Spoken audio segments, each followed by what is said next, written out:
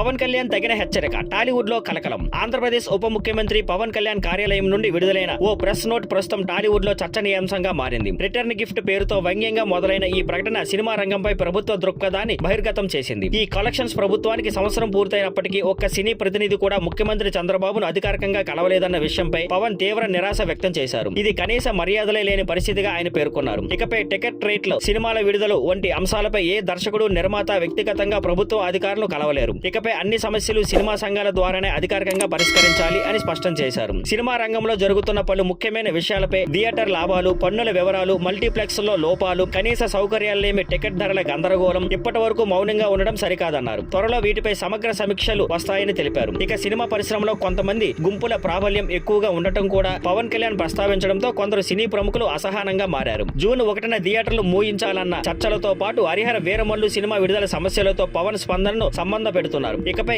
ఎవరు ముఖ్యమంత్రిని కలవాలని ప్రయత్నించినా పవన్ తన నిర్ణయాన్ని మార్చే అవకాశాలు తక్కువగానే ఉన్నాయని ఆయన వైపు ఉన్నవారు చెబుతున్నారు. ఈ ప్రకటన ప్రభావం ఎలా ఉంటుందో రాబోయే రోజుల్లో స్పష్టమవుతుంది. Thank you for watching. Please like, share and subscribe.